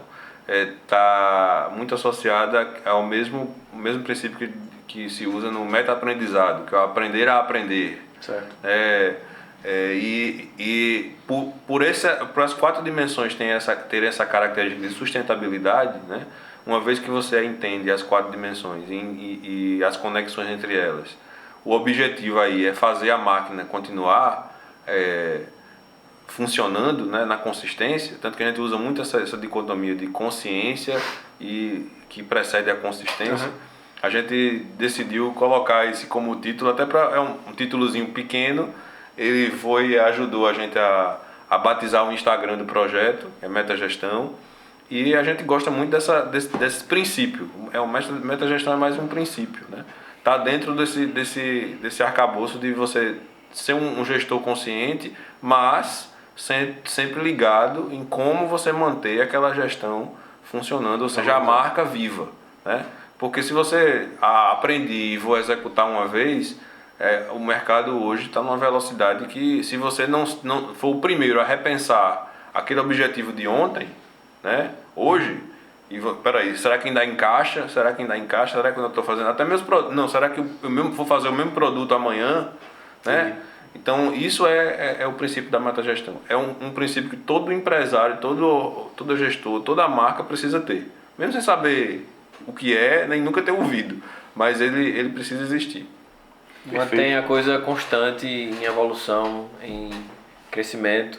É por isso que a gente usa muito esse termo metagestão, porque é esse repensar constante da coisa. E quando você tem a consciência das 4 dimensões, a gente diz que o gestor passa a ter essa capacidade, adquirir essa habilidade da metagestão, de estar sempre repensando e reajustando à medida que a empresa vai caminhando, crescendo, evoluindo, enfim, é por aí. Perfeito, gente. Vamos encerrar. Vocês que mandam. Bate-papo. Dá para falar de 6 dias aqui. A gente agradece, viu, Henrique, viu, Neto? Aí eu e Pedro aqui, agradeço também os meninos aqui da técnica, que nos auxiliam em cada programa, cada Plano Talks. Participação de vocês, parabéns pelo profissionalismo, pela forma como vocês se comportam nesse mercado. A gente sabe que tem muita conquista ainda pela frente com essa atividade, da forma como vocês desenvolvem. Muito obrigado. A gente é que agradece, prazerzão estar aqui. Isso aí. Prazer todo nosso. Disponíveis. Inclusive, quem quiser encontrar vocês, como é que encontra? Ó, a gente está indicando agora, construindo, como eu falei, esse novo canal da frente de consultoria, que é o @metagestão, sem o tio, né, no Instagram.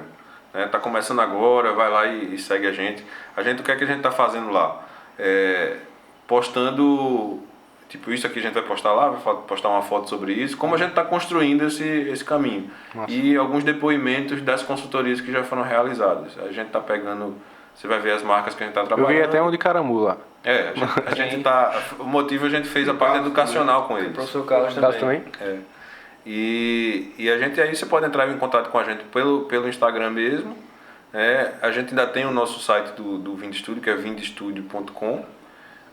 E a partir desses 2 canais você consegue encontrar a gente e avançar no restante. Avançar. Uma conversa, um serviço, uma aula, um treinamento. A gente está tentando desgastar, no bom sentido, esse conhecimento em várias frentes de conteúdo. Né? Muito bom. Perfeito. Gente, muito obrigado. Acho que foi um papo muito interessante, de muito valor, né? Tenho certeza que quem está assistindo aí aprendeu demais. Com certeza cresceu em algum aspecto depois desse nosso momento aqui. E é isso, só agradecer. Né? Como é que foi? Eu vou falar agora. E se você gostou desse episódio, não deixe de se inscrever aí no canal, curte, compartilha com o seu amigo que também vai gostar demais. E é isso aí. Valeu, pessoal. Até a próxima.